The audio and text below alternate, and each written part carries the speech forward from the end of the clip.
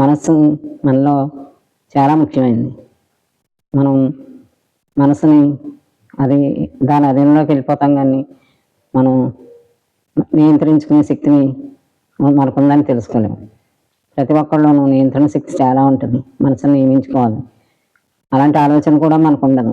ఈ మనసు ఈ విషయాల మీదకి వెళ్ళిపోతుంది, ఇలా వెళ్ళనివ్వకూడదు, ఇలాంటివి మనం నియంత్రణలో ఉంచుకోవాలి, ఈ బుద్ధిని ఉపయోగించుకుని దాన్ని కంట్రోల్ చేసుకోవాలి. ఇవి ఈ బుద్ధిలో ఉంటుంది అనమాట అంత పవర్.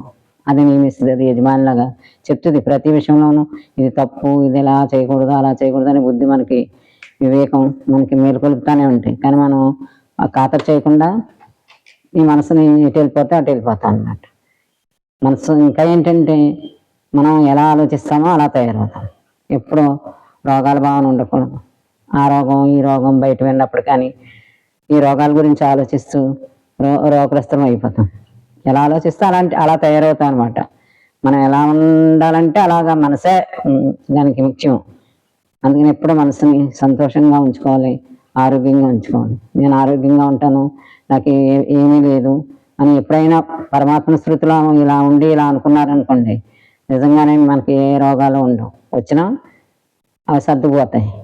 అంత ధైర్యంగా ఉండాలి. అంత మనసుని నియమించుకుని మంచి ఆలోచనలతో దాని ఆరోగ్యంగా, మానసిక ఆరోగ్యం ముఖ్యం, నిలకడ ముఖ్యం అనమాట మనసుకి.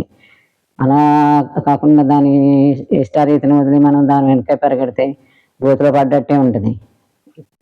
ఇలా మనం పరమాత్మ అనుసంధానంలో ఉంటూ మన ప్రతి పనిని, ప్రతి కార్యాన్ని అన్నిటినీ మనం సంభాళించుకుంటూ చేసుకున్నాం అనుకోండి, ప్రతి ఒక్కరు బాగానే ఉంటారు. మనమే కాదు, మన చుట్టూ ఉన్నవారు కూడా బాగుంటారు. ఇలా ఆలోచించుకుంటూ పరమాత్మ స్మృతిని ఎప్పుడూ వదలకుండా అంటిపెట్టుకుని ఉండాలి. అలా ఉన్నవారు మన ముందు వారు ఎంతోమందిని మనం చూసాము.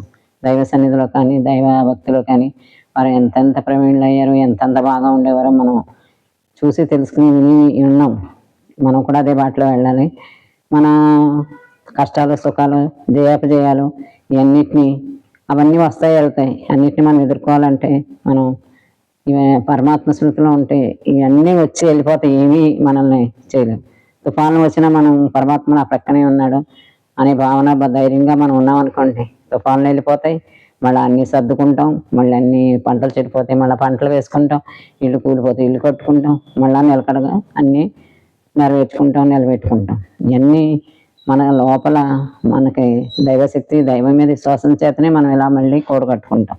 దీన్ని వదలకుండా ఎప్పుడూ మనం వదలకుండా మనం ఈ శక్తితో, మనలోని శక్తి మనకు తెలియదు, ఆ శక్తి ఉన్నా కూడా మనం ఉపయోగించుకోవట్లేదు. ఆధైర్యంతో అంతా భయపడుతూ ఉంటాం. రాబోయే ఏం కష్టం వస్తుందో, ఏమైనా రోగం వస్తుందో, ఏమవుతామో ఇదే ఆలోచనతో ఉంటాం. ఇలా లేకుండా ఉన్న ఈ క్షణాన్ని ఆనందంగా జీవిస్తూ మనం ముందుకెళ్ళాలి. ఆనందమే ఆరోగ్యం. ఈ ఆనందాన్ని ఎలా పొందాలి? ఎవరు మనకి ఇవ్వలేరు. మనమే, మన లోపల ఉన్నది అదే. అందుకనే మనకి ఆనందం ఎలా తెలుస్తుంది? మన ఆనంద స్వరూపం కాబట్టి దుఃఖాన్ని భరించలేం ఎంతసేపు.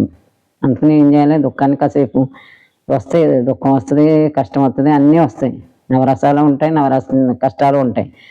అన్నిటినీ మీరు చూసి దాన్ని దాటేసి ముందుకు వెళ్ళిపోవాలి. దీనికి దైవ సహాయం ఎంత అవసరం.